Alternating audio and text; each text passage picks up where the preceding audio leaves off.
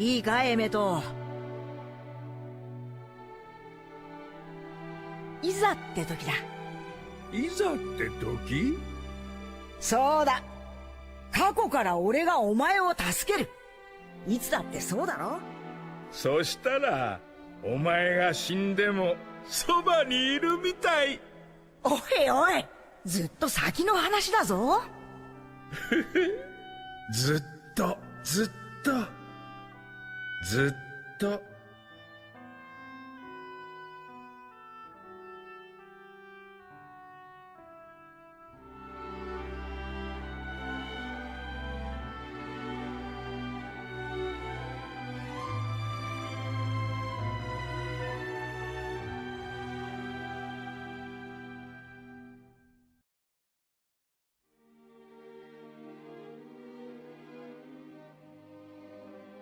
A lo largo de los años se han creado miles de teorías sobre One Piece, algunas centradas en la ubicación del Reino Antiguo, otras intentando explicar quiénes son algunos de los personajes más importantes de la obra, y otros sobre qué es el tesoro al final del camino. Yo hoy os propongo algo diferente. Mi nombre es Auram y esta es la teoría del viaje temporal. Antes de empezar, quiero que todos nos hagamos una pregunta. ¿Por qué Luffy y compañía viajarían hacia atrás en el tiempo? La respuesta aún no la tengo clara, pero es probable que haga falta alguna clase de herramienta o poder que se encuentre en el siglo vacío para poder derrotar a Im. Además, este viaje serviría como un segundo time skip, pues nos estamos acercando peligrosamente al capítulo 1200 de la obra, y teniendo en cuenta que el anterior time skip inició directamente en el episodio 600 del manga, está claro que algo importante está por suceder.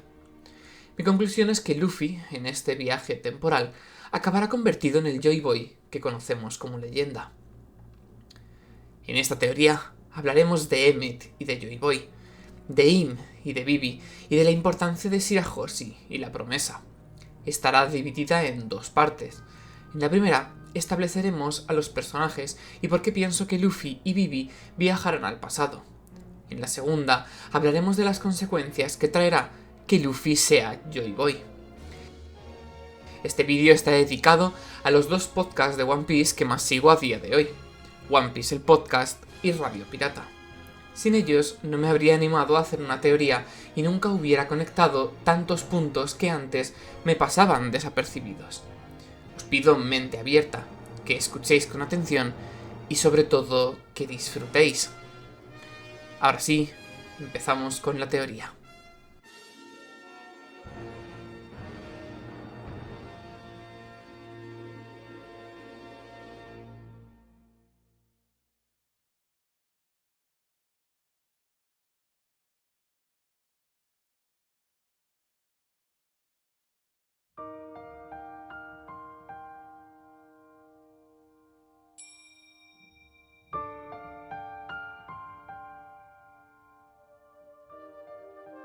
Empezamos la teoría en la isla Gyojin. En el capítulo 628 del manga, Robin encuentra el poneglyph en el que Joy Boy se disculpa con la princesa Sirena por no haber podido cumplir su promesa. Cabe destacar que incluso Robin lo encuentra diferente al resto de poneglyphs, ya que no cuenta la historia del siglo vacío. Pero, ¿cuál es la promesa? En el capítulo 653 vemos a Luffy hablar con Shirahoshi y hablar de la promesa. Enseñarle a la princesa Sirena un bosque de verdad, cuando la acompañe en su viaje a la superficie. Además podemos apreciar que es la única que Luffy mantiene a día de hoy con el gesto Pinky Promise, haciéndola demasiado especial y única. Pero ¿por qué la princesa Sirena sería Shirahoshi? En el capítulo 620 del manga, Hachi indica que hace 200 años los tritones y las sirenas se separaron de los peces. Si bien es verdad que esto no implica que no existiesen tritones o sirenas anteriormente, no eran reconocidos como tal. Esto puede ser un punto clave, pues indica que hace 800 años eran peces y no sirenas o tritones, por lo que la existencia de una princesa sirena, aunque viable, la hace menos probable. No solo eso, sino que tenemos la predicción de Madame Shirley, la cual pudo no ser errónea. ¿Pero por qué digo pudo y no todavía? Pues porque puede que Luffy, Joy Boy, destruyese la isla en el pasado. Shirley estaría viendo el futuro de Luffy, pero el pasado de la isla, Gyojin. Siguiendo con Madame Shirley, encontramos otro punto a favor de que Shirahoshi sea la princesa sirena única, pues tal y como vemos en el capítulo 967, en el flashback de Oden, una joven Shirley anuncia que los Reyes Marinos esperan el nacimiento de la princesa sirena y lo denominan un evento único en el mundo. Y aunque Neptune más adelante dice que cada 100 años nace una sirena capaz de hablar con los Reyes del Mar, no parece haber registros de que este evento con Shirahoshi pudo haber sido igual de importante en las anteriores generaciones. En el capítulo 649 del manga, en la conversación entre Robin y Neptune, Robin le pregunta que si Joy Boy tenía el poder de llamar a los Reyes del Mar. La respuesta es que no, pero esto no implica que no pudiera hablar con ellos. Ya hemos visto que puede escucharlos y que eso les pareció raro a los propios Reyes Marinos. Esto no invalida que Luffy sea Joy Boy, los escucha, se comunica, pero la única capaz de llamarlos es la princesa sirena. Por último, viajemos al capítulo 908, donde Aim rompe los carteles de Joy Boy y de Davy Jones, Luffy y Teach, y clava la espada en la cara de Shirahoshi. Es curioso, pues apenas debería conocer nada acerca de la princesa sirena, ya que ésta estuvo desde los 6 años encerrada en la torre del castillo Ryugu a causa de los ataques de Vanderdecken, pero aún así parece reconocer que ella no solo es la princesa sirena, sino que es importante para los cambios que se avecinan.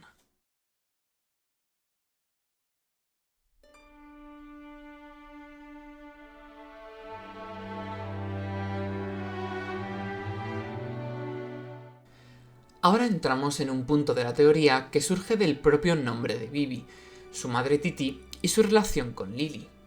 En el capítulo 215 del manga vemos un cuadro de la anterior reina de Alabasta, la madre de Vivi. Más adelante, en la Bible Card de Cobra, se nos indicó que su nombre era Nefertari Titi. Si ahora tenemos en cuenta que Nefertari Di Lily vivió hace 800 a 900 años, cuando se fundó el gobierno, y nos quedamos con los 3 nombres, podemos hacer unos simples cálculos. Si nos quedamos solo con las consonantes, pues las vocales no nos servirían a la hora de hacer nombres, podemos sacar en conclusión que entre Lily y Vivi hay de 8 a 9 generaciones de reinas, justo 800 a 900 años que definen el siglo vacío. Pero, ¿qué tiene que ver todo esto con Joy Boy y los viajes en el tiempo? Bueno, tenemos que irnos a algo más complejo, pues debemos fijarnos en cómo se escribe el nombre de Vivi en japonés.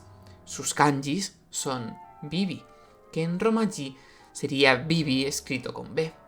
Si volvemos a hacer la relación de antes, pero con Vivi con B, vemos que la serie se repite, siendo de 8 a 9 generaciones de reinas, justo de 800 a 900 años que había desde la primera Vivi con B hasta llegar a Lily, y 800 a 900 años para llegar a Vivi con V. Vivi sería las 2 Vivis, iniciando su legado Nefertari en Alabasta. Esto nos relacionaría directamente con Joy Boy, pues aunque no lo parezca, ya que en teoría solo fue hace 800 a 900 años, sabemos que Nika es anterior. Con esto pretendo concluir que no solo Luffy es Joy Boy, sino que también es el propio Nika.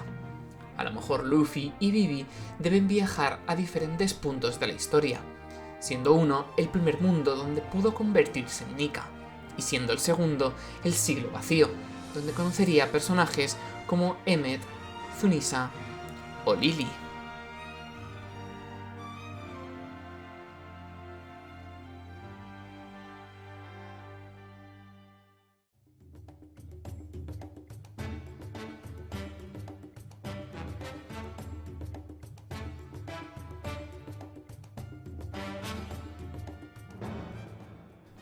Este punto de la teoría será meramente introductorio a los demás, pues hemos tenido realmente pocas palabras de Zunisa hacia Joy Boy. Solo voy a remarcar que en todas las ocasiones en las que hemos visto a Zunisa hablar de Joy Boy, este no ha tenido duda alguna de a quién se estaba refiriendo. Aunque aún nos falte por ver a Luffy en quinta marcha junto a Zunisa, podemos sacar una conclusión. Joy Boy puede ser reconocido por el despertar de la fruta Zoan mitológica Ito Ito no Mi modelo Nika.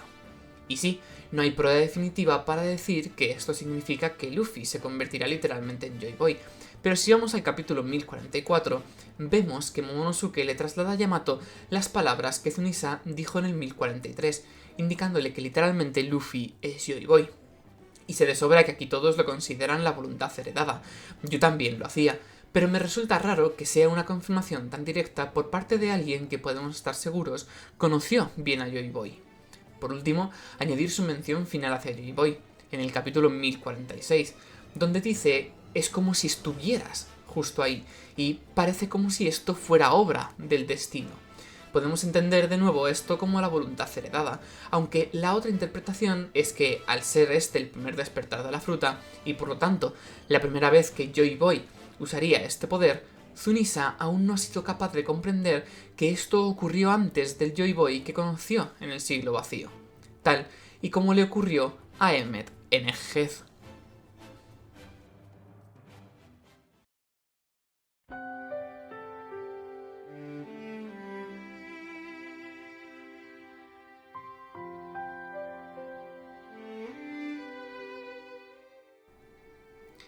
Pasemos ahora a hablar de la relación de Emmet, el gigante de hierro de Egghead, y Joy Boy. Pues en el capítulo 1111 del manga, Emmet, caminando entre las llamas, pide perdón a Joy Boy. No es hasta más adelante, en el capítulo 1122, que conocemos el motivo de la disculpa, pues Emmet dice que siente mucho no haberle podido convertir en rey. Esto es probable que se refiera a que Joy Boy seguía repitiendo su frase más conocida: yo voy a ser el rey de los piratas. Esto estará más relacionado en el siguiente punto de la teoría. Pero en el mismo capítulo 1122 se nos muestra el pasado de Emmet, que os lo he puesto en la introducción, y casualmente habla con Joy Boy sobre cómo este lo ayudará desde el pasado. Os voy a poner el trocito de nuevo. そうだ。過去から俺がお前を助ける。いつだってそうだろ。 Vamos a analizar esta escena. Lo dividiremos en 3 puntos. El primer punto del que vamos a hablar es la voz de Joy Boy en el anime. Este es uno de los puntos que ganará más fuerza en la segunda parte de esta teoría. De forma resumida, diremos que esta voz que escuchamos no es la de la seiyuu de Luffy del anime, la de Mayumi Tanaka, pero sí la de una seiyuu de unos capítulos pilotos de Luffy, antes del estreno oficial. La voz se nota un poco más grave, pudiendo ser la voz de un Luffy más adulto, en este caso, tras estar a punto de abandonar el pasado para volver al presente a terminar con la obra La Guerra Aim. El segundo punto que analizaremos son los nudos de Haki. La tecnología de guardar información en nudos, como el viento o el Haki, la vimos precisamente tras el incidente de Sabaody, donde Nami fue enseñada por Aredas. No sería de extrañar que fuese Nami la que le enseñase a Luffy a guardar su propio Haki en una cuerda para dársela a Emmet y poder recibir su ayuda en el futuro. Cabe remarcar que no hemos vuelto a ver la tecnología de los nudos desde lo de Emmet, y nunca Nami ha usado tal habilidad. Puede que Oda la reserve para este momento. El tercer punto es la X en el brazo de Emmet. Este es de los puntos que más apoyan la teoría, pues la X marcada en el brazo de Emmet es el mismo símbolo que los Mugis se dibujan en Arabasta y comparten con Vivi. En el capítulo 216 del manga, en la despedida de Vivi, nos cuentan en un breve flashback cómo Luffy y los demás decidieron qué símbolo usar en su brazo. Este símbolo, según Luffy, debía ser una X, a lo que Usopp responde que eso significa muerte para quien lo vea. Lo que a simple vista puede parecer un diálogo algo común, puede ser la clave que nos diga que nadie usaría una X como símbolo. Pero, qué casualidad, que Emmet la lleva marcando su brazo. De hecho, los dos, en una posición muy parecida a la de los Mugis en Arabasta, siendo esa a la altura central del antebrazo. Cambiamos ahora de capítulo, precisamente al 1119, donde Emmet aparece para frenar a Warkuri, el jabalí del Gorosei, de llegar al Great Eyrick. Cuando llega, podemos escuchar algunas palabras de Joy Boy hacia Emmet, que le dicen que su momento casi ha llegado. Esto no tiene demasiado sentido, pues su momento no llegaría hasta 800 años después, a no ser que Joy Boy, Luffy, no calcule bien el tiempo, al estar a punto de regresar al presente, lo cual, conociendo a nuestro capitán, es más que probable. En el capítulo 1120 tenemos otro diálogo entre Emmet y el que él cree a ciegas que es Joy Boy, probablemente por la fruta de Nika. Pero, ¿y si realmente está reconociendo a Joy Boy? Aquí puede tambalearse todo, pues Emmet se da cuenta más adelante que Luffy no es Joy Boy. En el capítulo antes mencionado, en 1122, Emmet le dice: me he dado cuenta de que tú no eres él, pero justo después dice: por más que lo desee, no puedes seguir con vida. Esto nos dice dos cosas. Emmet puede sentir haki y cree que Joy Boy está muerto, pues han pasado muchísimos años, pero si lo pensamos un momento, ambos pueden indicarnos justamente que Luffy es Joy Boy. Si Luffy aún debe perfeccionar su haki del rey y viajó en el tiempo, Emmet podría haberse confundido. Ese Luffy no es el Joy Boy que conoció, pues Luffy aún no ha viajado al pasado, y su haki no es el mismo que cuando Emmet lo conoció.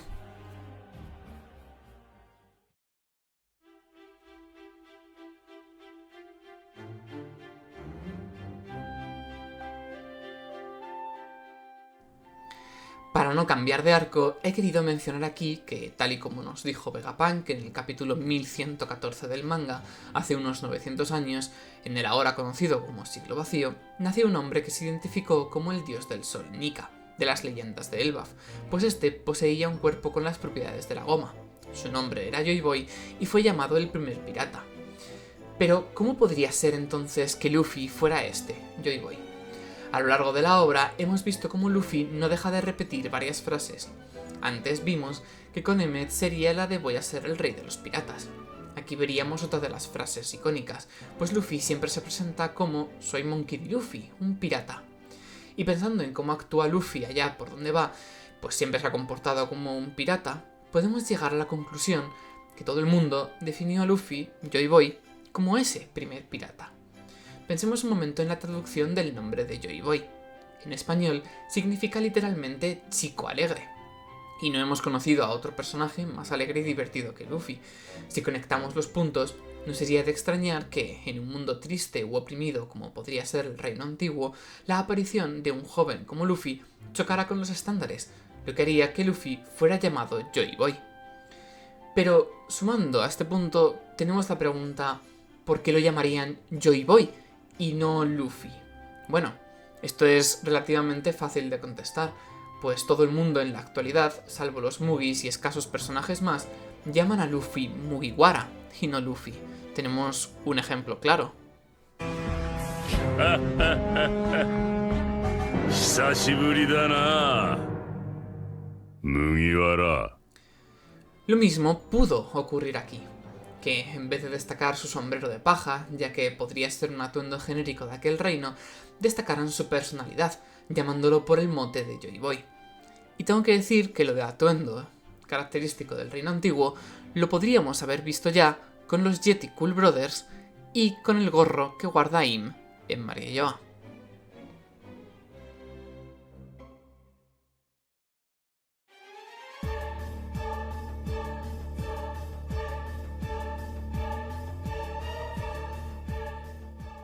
Hablemos ahora de Im.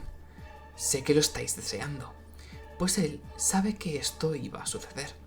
Conoce a Luffy y sabe que será Joy Boy, y ahora intenta detener que esto suceda. En el capítulo 1179 del manga, al inicio, Im tiene unos recuerdos de cómo todos los personajes importantes, Vivi, Luffy, Shirahoshi, Kurohige, Shanks, Roger, Rox, están apareciendo para atormentar a Im. Si Luffy y Vivi estuvieron en el pasado, los conocerá de sobra. Relacionando las generaciones de la familia de Vivi como hemos hecho antes, tenemos que cada 800 a 900 años ocurre algo en el mundo. El nacimiento de Luffy, Shirahoshi, Vivi y Kurohige iniciaría este nuevo periodo, que sería la primera interacción para Luffy con Im, para que más tarde, en el pasado, vuelvan a enfrentarse. Además, los últimos paneles de este recuerdo de Im parecen ser los más importantes, pues Im llama a Luffy Joy Boy y a Kurohige Davy Jones, pudiendo ser los nombres verdaderos que Im recuerda de sus primeros enfrentamientos, pues si para Luffy, en el presente de la obra, su primer enfrentamiento con Im es en Elbaf, para Im lo fue hace 800 o 1600 años. La última viñeta de este recuerdo es Im indicando que quiere a Vivi, y puede ser si Vivi, con B, fuese la madre del propio Im o tuvieran alguna clase de relación más allá de parecerse físicamente a Lily. Esto último se refuerza con el hecho de que Titi, la madre de Vivi, también era idéntica físicamente a Vivi o Lily, pero Im no pareció mostrar interés en ella. Por último, destacar el diálogo de Im acerca de Joy Boy, Kurohige y los demás, pues es raro que diga cuánto más vais a estar incordiando a Im, pues realmente no han tenido un enfrentamiento tan directo como con otros personajes.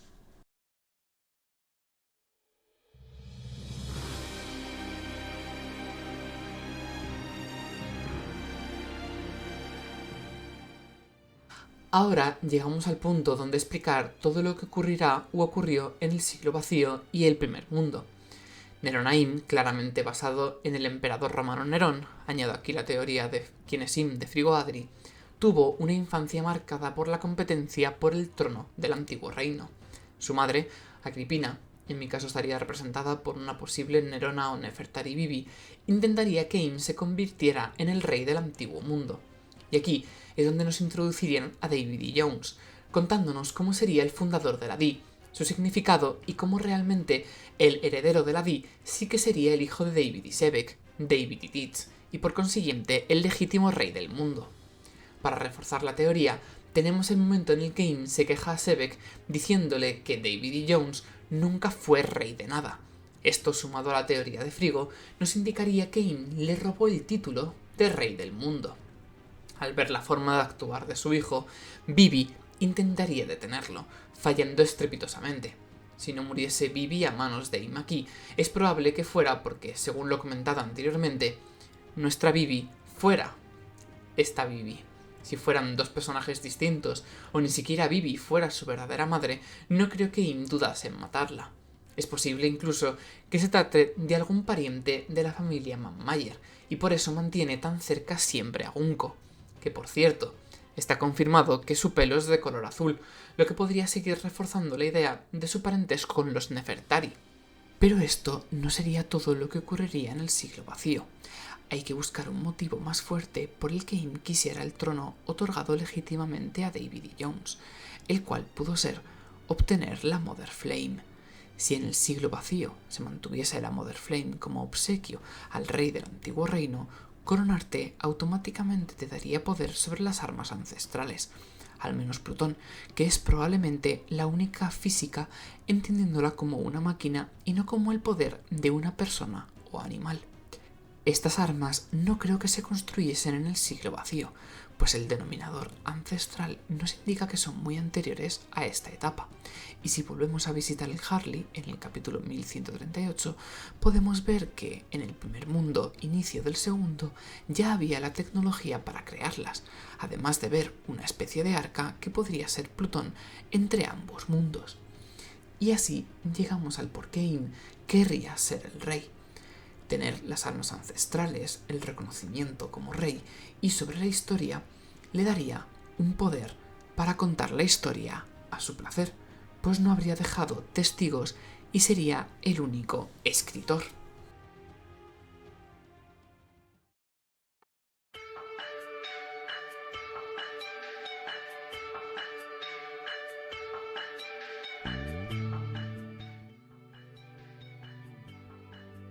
Ahora nos movemos con un apartado más alejado de la propia historia del manga, algo que solo podemos apreciar en la parte del anime, pero que igualmente nos puede contar cosas sobre la teoría. Por suerte, no es un cambio realizado a la historia, que pueda ocurrir en un relleno o película de One Piece. Me refiero al primer ending, Memories, el cual suena al final de los primeros episodios, emitidos en los albores de la obra, pero que también podemos apreciar en el capítulo 967 del manga, 968 del anime. Y no suena en un momento cualquiera, pues es uno de los puntos de la teoría que trataremos más adelante. La llegada de Roger a Laugh Tale y por tanto descubrimiento de la historia completa del siglo vacío y el tesoro dejado por Joy Boy. Esto nos podría indicar que alguien, Luffy, le pediría a otra persona, seguramente alguien con la capacidad de mandar gente al pasado, lo mismo que Toki, pero al revés, que le envíe hacia atrás en el tiempo. Os voy a poner la última estrofa de Memories para que veáis la letra y la podamos analizar.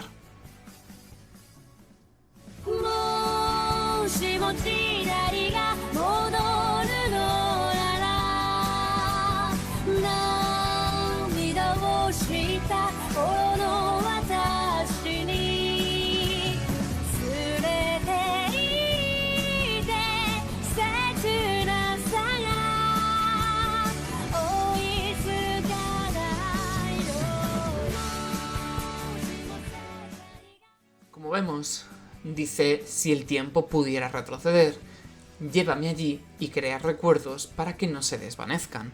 Esto nos podría indicar que efectivamente Luffy viaja hacia atrás en el tiempo, crea el One Piece en Laugh Tale y deja grabada la historia para que no se desvanezca.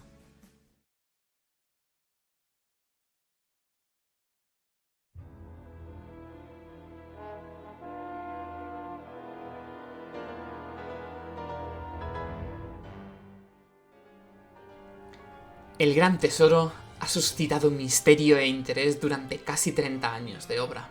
Muchas teorías que, a mi parecer, puede que aún les falte algo. Vamos a adentrarnos directamente en este punto diciendo que el One Piece es literalmente el manga de One Piece. Pero ¿cómo sería esto posible?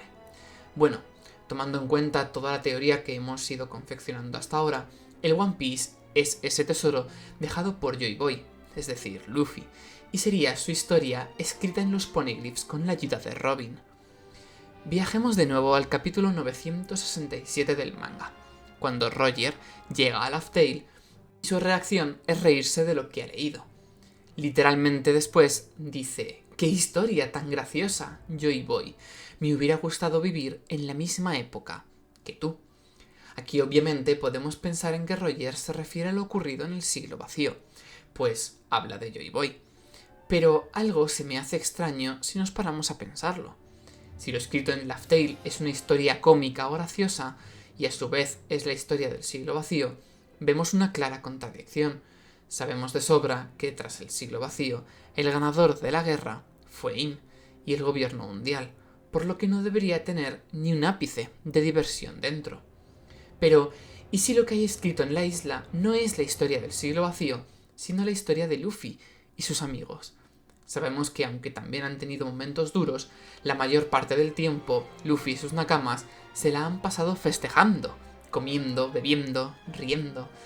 Y qué mejor pista de qué es el One Piece que el propio One Piece. Además, tenemos un dato del capítulo 1116 que me ha parecido importante contar aquí. En este capítulo, Vegapunk, en su famoso discurso, se pregunta de forma bastante lógica que por qué los piratas de Roger, que conocen todo lo que hay en Laugh Tale, nunca dijeron nada o siquiera actuaron. Rayleigh responde hablando con un difunto Roger que está hablando demasiado, que ahora es el turno de los jóvenes para divertirse. Sé que lo que diré ahora, junto con todo lo que llevamos de teoría, os estará sonando un poco loco, pero joven y divertido también pueden ser la traducción para Joy Boy.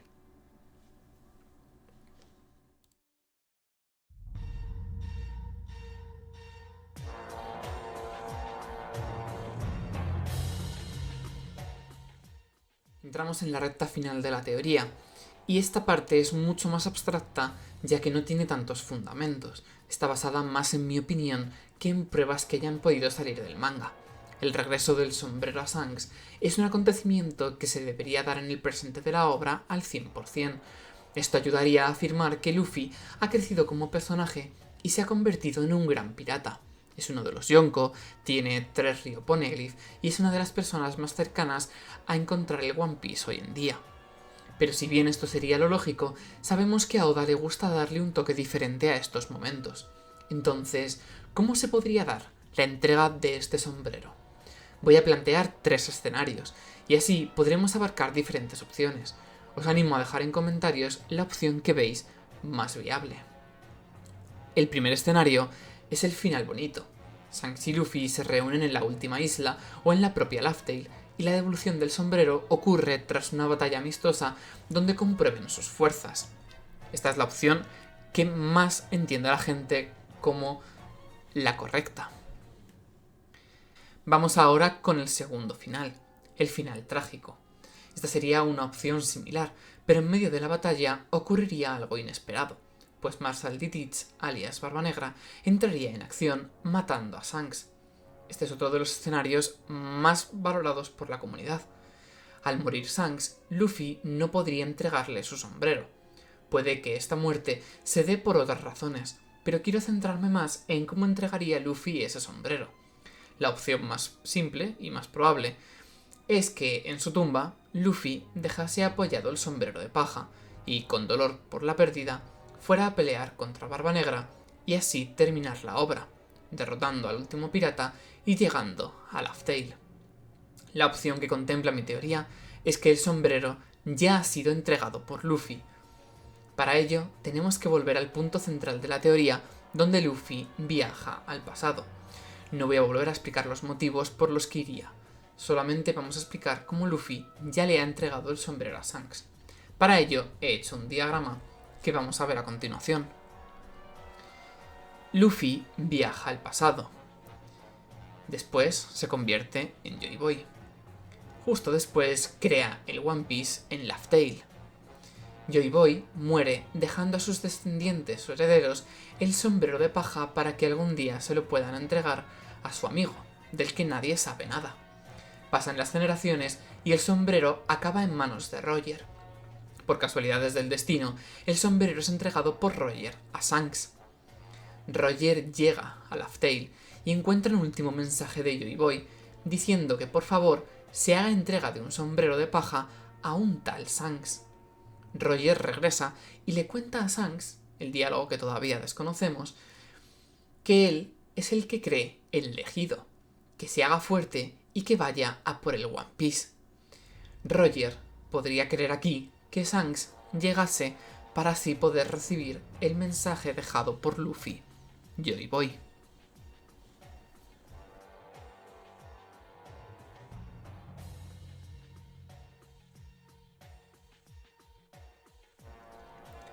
Vamos ahora con la tercera opción, el final mixto. Shanks es el primero en llegar a Laugh Tale y coronarse como rey de los piratas, pero el One Piece es algo que nadie espera, pues aparte de la botella de sake famosa por la teoría de Arthur de The Library of Ohara, os dejo aquí la teoría, al lado habría un sombrero de paja. En los últimos poneglyphs de la última isla, Joy Boy indicaría que deja legado el sombrero a un tal Shanks y que así estaría cumpliendo su promesa. Esto haría que automáticamente Shanks se dé cuenta de todo y en vez de reír como su capitán, llore, pues no volvería a ver a Luffy, pero su promesa se habría cumplido. La obra acabaría aquí, mostrándonos a Luffy en Laugh Tale dejándole el tesoro a Shanks hace 800 años y este encontrándolo, brindando con el sake en la tumba de Joy Boy. Sabemos además que Joy Boy está esperando a alguien. Volviendo al discurso de Vegapunk en el capítulo 1121, vemos cómo claramente dice que está esperando a que alguien llegue a Laugh Tale, y que el que llegue puede que no sea el esperado por Joy Boy. Justo después vemos el barco de Shanks y Hachinosu, contraponiéndonos de nuevo a los personajes de Shanks y Teach. Esto que he comentado también podría juntarse con la segunda opción, cambiando la forma de entrega del sombrero, pero manteniendo todo lo demás.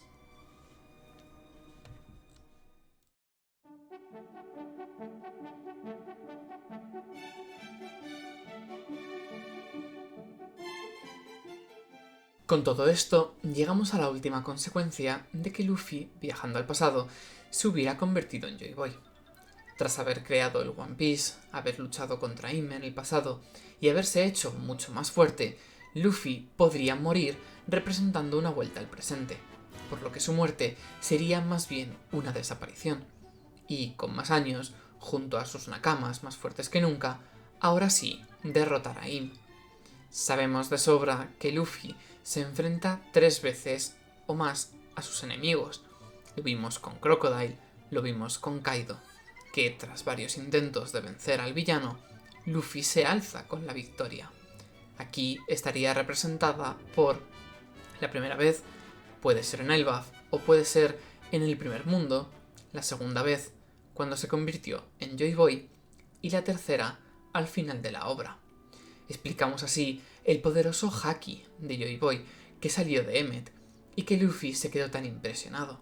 También explicamos el porqué del cambio de voz de Luffy y, más importante, le damos un motivo por el que pelear contra Im, pues este, en el siglo vacío, habría sido una figura importante para él, como ya vimos en el episodio 1181 del manga.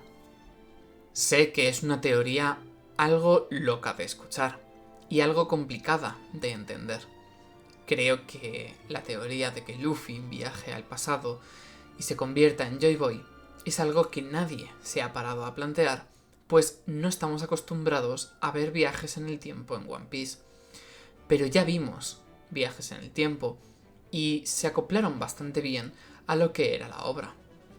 Espero que, aunque no suceda, os haya podido gustar la teoría, la hayáis disfrutado y hayáis podido sacar algunos puntos que os puedan aportar más información sobre el One Piece y sobre el futuro de la obra.